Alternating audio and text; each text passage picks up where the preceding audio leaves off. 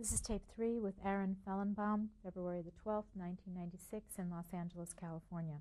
So, Mr. Fellenbaum, you were telling us that you thought any minute the Russians would come That's and save right. you. Yes, but the Russians didn't come.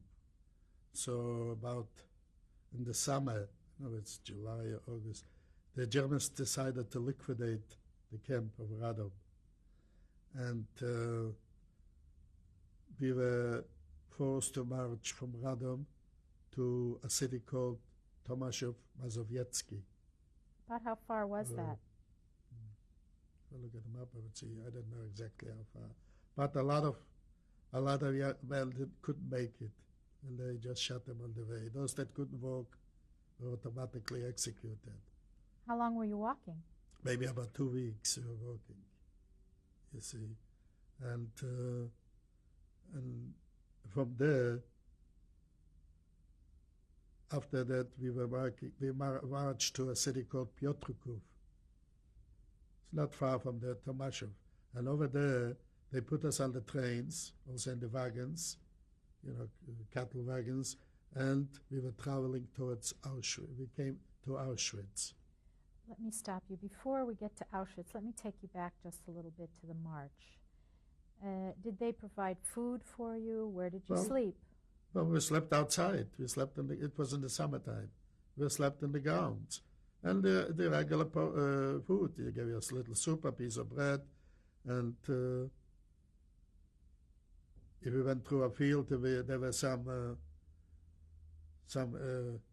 cabbage or something, you grabbed whatever you could to fill up the stomach, you see.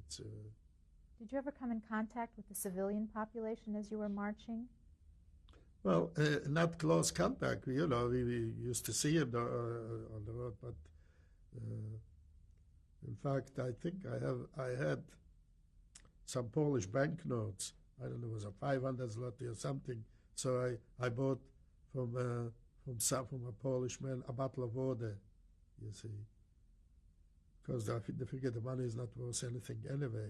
So I bought. But whatever, I always stuck together with this friend of mine. It's a lot of my other friends, they went to different camps, and they were, but he somehow we clicked together. You see. So when you finally came to these trains, how long did it take you to get to Auschwitz? No, it didn't take too long because maybe a day. It's. We stopped on the tracks in Auschwitz. And when we came at Auschwitz, they we had to go down from the trains, and they took away all the women. They took away all the youngsters. There were some youngsters yet, because Radom itself, a lot of the people from Radom were able to get into this camp. Maybe they bribed the SS or something with their families, you see. And over there in Auschwitz already, I saw, which I never seen before, women, no hair, they took out, this was a big shock to us that time, of course. This was yet the time, I don't think if they had the gas ovens yet there in Radom, in Auschwitz, because they also had, on one corner you could see they had an orchestra playing. And but the biggest shock was the women without hair, Now, when was this that you arrived in Auschwitz? In Auschwitz, we came in about the summer of 44, August or September of 44. What do you remember? What else do you remember about your arrival at Auschwitz? Well, there's only this thing that they took away the women and children and youngsters, minus not the children, But we still didn't know. We just figured they take us from one place to the other. As long as we were not executed, we figured there's going to be a chance. How long were you in Auschwitz? In Auschwitz, probably a day or two. We didn't go into the camp. We stayed on the tracks. Did they keep you in the trains? Yes. Yes, in the trains, in the barracks, in the wagons, the cattle wagons.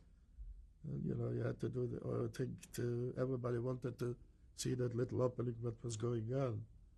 Could you see much? But only what, no, not much. But it was a big, big camp over there in Auschwitz. Big, big camp. We were marching here and there. But still, we didn't, I don't think we realized yet what was going on over there. So what happened when they took you out of Auschwitz? We took Auschwitz, we were traveling through Czechoslovakia, to Austria, to up into southern part of Germany, in the vicinity of Stuttgart, to a place they used to call Weihingenenz. And over there they were building underground factories. And we were digging in the underground. It was very, very hard labor. Very hard labor. And it was getting already winter time. It was cold. It was very hard labor. What was your health like at this time? Must have been all right. I attributed after the war, I figured, how come I was able to survive? So I figured, when I was young, I had a very good diet. A very good diet, because everything was natural and good food, a normal Jewish life at home. But in Weihingen, when you were working, were you thin? Did you feel healthy? Thin. I was pretty thin, which I'll come to later. Then also, they were taking us to the city of Stuttgart because the Americans started bombing already the city of Stuttgart. And we were taken in there to clean up after the bombs. In fact, at one time, when we were there was a bombing going on, and I saw disabled people. They were jumping. They didn't, because you don't know when you bomb, you don't know where to run. You don't know if the bomb is going to fall here or over here, you see. And even the German, we were watched by the SS, and even the German population, some of them used to go by, and they asked who we are. So they told them that's Jews. So they were wondering, are there still Jews around? You see. And that, so this was going on for about maybe 2-3 months. Then somehow they sent us to a nearby camp called Bissingen. Bissingen there were mud till here. We were working in mud. We were cleaning something. I don't know exactly what it was. You see, we were at that time already. I think at one time they said they're going to have an inspection by the Red Cross, so they cleaned up everything. But that's as far as I can remember from those. I know only that we were working in the mud and an underground. You see, At this time in Bissingen, how old were you about? Well, it was 44, so I was 23 years old.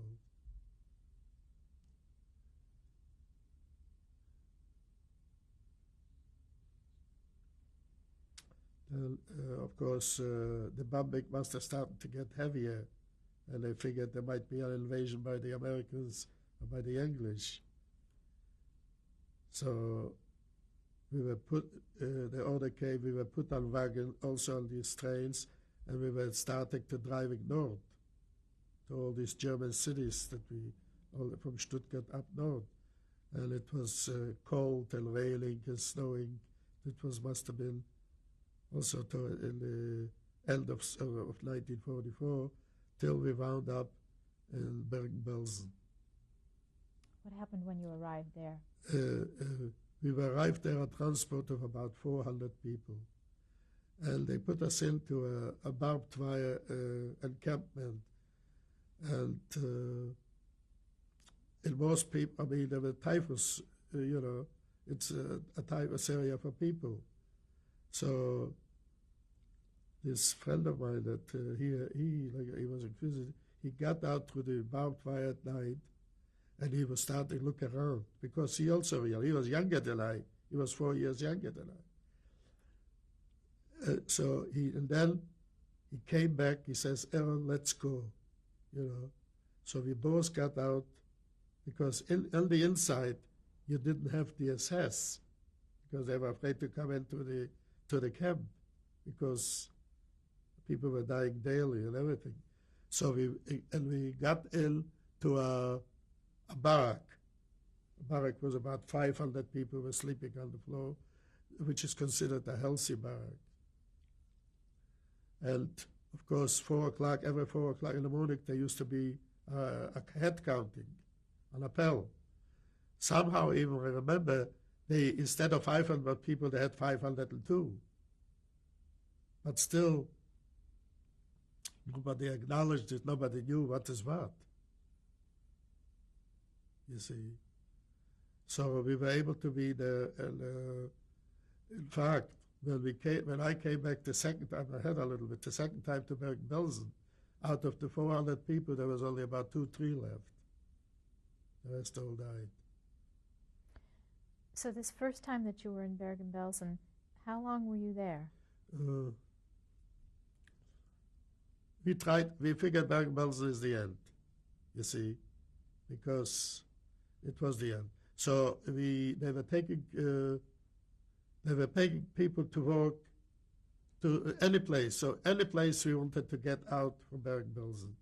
So of course they were checking. I went to a line. So my friend, he got through. I did not because I was too skinny. You know, they used to call in camp, if you were too skinny, they used to call you a Musulman. Musulman, it's the Arabs must be, they're tall and skinny. That's the reason that word originates. And we wound up in Bremen harbor. Bremen is a big port on the German north coast. And this over there, they were working on U-boats. This must have been also the beginning of 45. And over there, we already came in contact with some Greek prisoners from Yugoslavia, and they all told us that the Germans' end is near. In fact, I think, you know, one of the soldiers, the German soldiers, he started talking to us Yiddish. He says he's Jewish, but somehow he was able to get into the Wehrmacht. And he was telling us, you know, all these stories.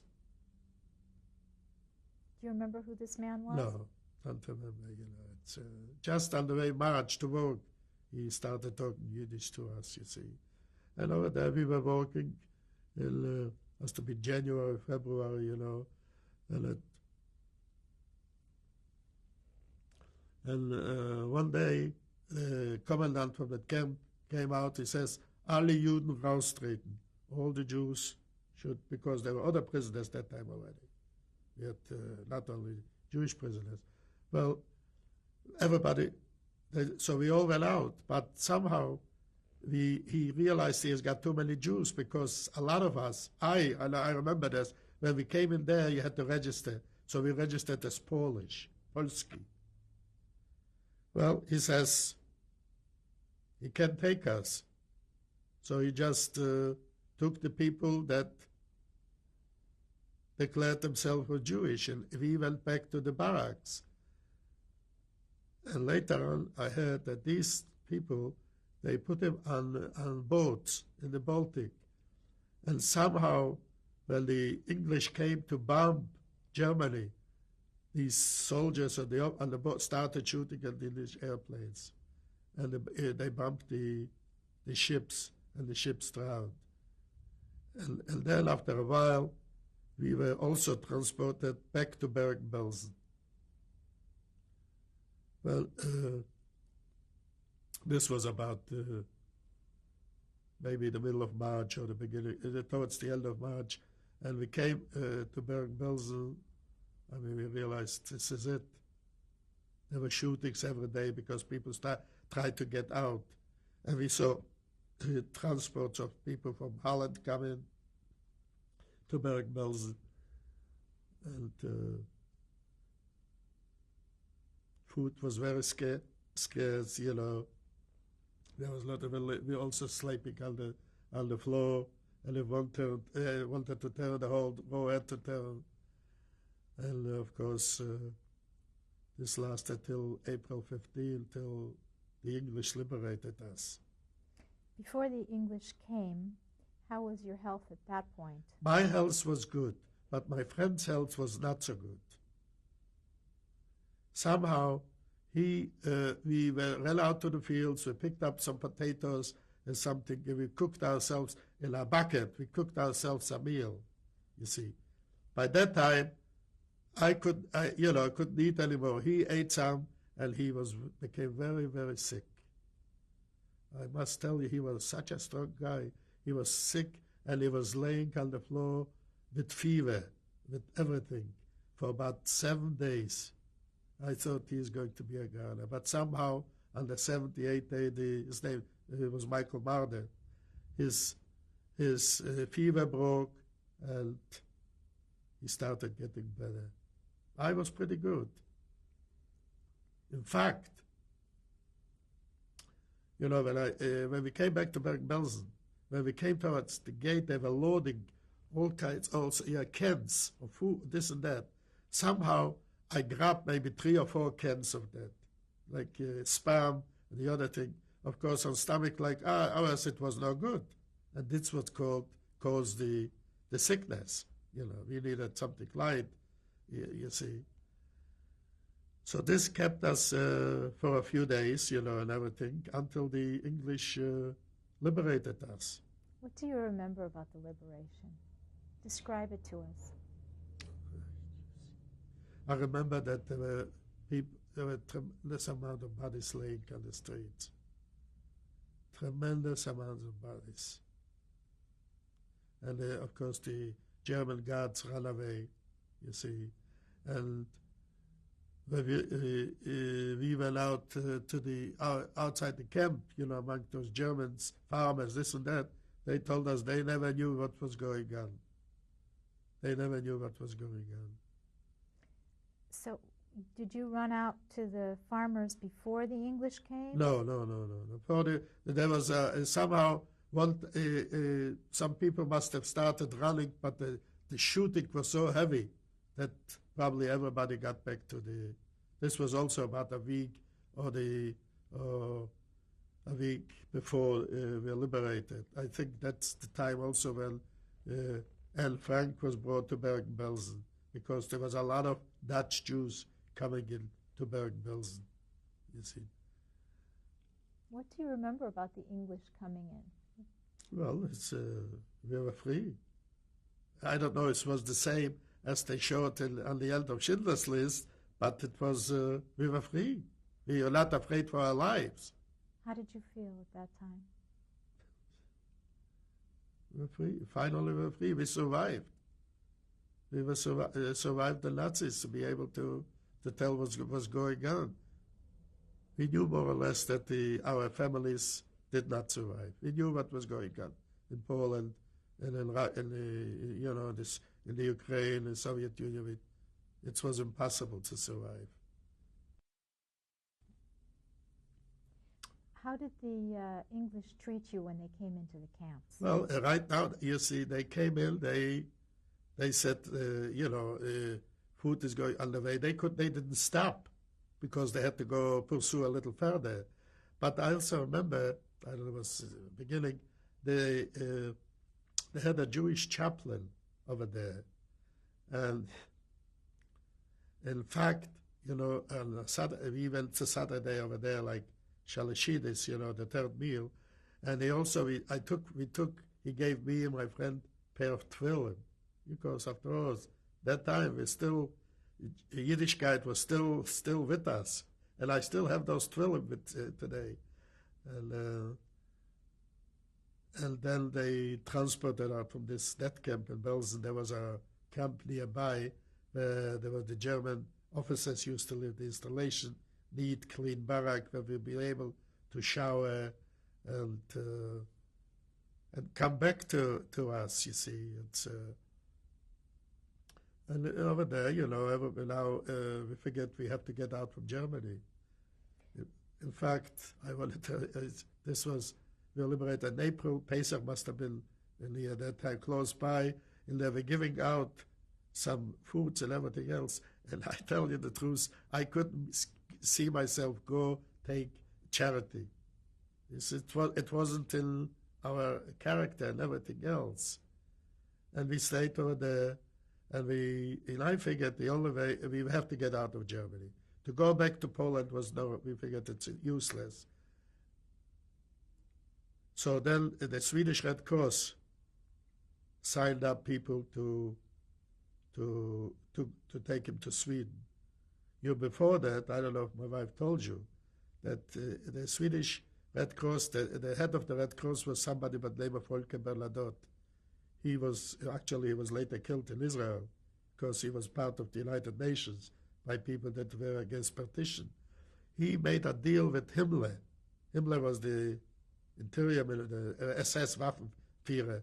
And then he let them take out about 7,000 women from a camp in Ravensbrück, also to Sweden. This was a few days before liberation, even, the beginning of April. So then after he got them out to Sweden, he started taking out from Bergen-Belsen, because Bergen-Belsen was really a death camp. People. So I and my friend, we signed up to go to Sweden. And at June or July of 1945, we were loaded on a boat, and we were left that German harbor into the Swedish harbor of Malmö. And then from Malmö we were transported to a pensionat, a sanatorium called Ramlessabrunn, and they washed us and cleaned us. He gave us new clothing. I mean, really, and this was also they had Swedish nurses take care of us. This is a novelty for us too. Here, the Orthodox Jewish men here are being washed in this by women. And of course, over there we started getting back to health because the diet was good. So the diet was good, and the people from the surrounding area used to stay there day and night, bringing gifts and candy and flowers. You see, they heard what was going on during the war, because Sweden didn't suffer anything. It was a neutral country. And then after a couple of weeks there, they took us to another sanatorium on the west coast of Sweden, something like Gefia Coronado Hotel, big hotel, and we also stayed there about 4 weeks. And then they ask if somebody wants to go to work. They sign up people for work, you see. But it was At that point, did you have any idea at all what had happened to your family? Were you able to find out? I was 100% sure that they did not survive. Did you ever find out what really happened to them? Well, yes, I found out. Like I said, I found out that my father and my little brother were killed in the forests around the area, and my mother and sister, they got, in the beginning, they hid out in a little village about 10 kilometers from the city, but then they couldn't stay there, so they gathered up all these remaining women and whatever left, and they took him to Belgium, Treblinka. You see, this is what I found out. What about your other sister? The older sister? Well, my older sister, she came to the United States in 1937. Somehow, Poland was not there was not much future. Also, she would have got married there and everything, but it was not much of a future in a small country in Poland. So for about 5 years, the family here tried very hard. She went about 3 times to the American Council in Warsaw finally she got a visa and she was able to leave Milano in 1937. So at that point, at least you knew you had one sister in the United States. So that's right. So when I came to Sweden, I figured I used to write letters to my uncle here and to her, and in my head, I still realized I knew I had an address. So I sent a letter, and it was to my uncle who lived in Manhattan. And I got back a letter, and I got back a $50 that time. It was a big thing, and she started, and then she gave me the address of my sister. My sister lived that time in California because her husband was in the army and he was stationed in California. And she started working to bring me to the United States. They had experience because they themselves were brought over from Germany in 1934 to the United States. So she traveled, she lived in Manhattan, but the people that could guarantee to give me papers lived in Cleveland, Ohio. So she started working on that. And in the meantime, I was working in Sweden, in the city of Helsingborg, the boat factory. I and my friend, we rented an apartment, and we rented an apartment, and we made enough money to support ourselves. And of course, life became very normal. So after all, I was a young man, so we were looking where there are girls. And there were some girls in Helsingborg too, but there was in Hägernäs called a pluga. It's like a hachshara. They were preparing them to go to Israel when there would be free immigration. In fact, some of them went on illegal immigration, and over there lived my future wife, her sister, and a lot of other people that because the Zionist organization rented a house, a bayit, they called it. And they were also supplied them with jobs. And this is the way I met my wife over there. What's your wife's name? Helene, She was very young. She was younger than I, with about 6 years. And we weren't serious, but because first I wanted to go to the United States, see what it is. In the meantime, her sister also got acquainted with my future brother-in-law, Abraham Silberberg, and they, in the meantime, I left in December 46 to the United States. And here in New York, my aunt and my uncle waited for me, and they take me into their house because they were Orthodox. I came in that time was the week of Hanukkah, and my aunt was also there from Berlin. She was a teacher. She was an educated person, and she was playing the piano. And they had a young daughter at that time, a brilliant girl. She lives in New York now. She singing the Hanukkah, lighting the Hanukkah candles, and they figured it would be. I stayed in New York for about 4 weeks. And we figured, after all, the only sister survived, lived in California. It would be best if I go to California. How old were you the last time you had seen her? Well, 37. I was 16 years old. She belonged also at home she belonged to the Beitar, to the revisionist movement, you see. And but in the meantime, I kept contact with my wife. We wrote letters to each other. They wanted to know what is in America. They said in America everything is you buy in cans, you don't cook. But because there was a whole group of them that over there, that mostly younger people, we still are in contact with some of them. Let me stop you here. We're going to change the tape. Oh.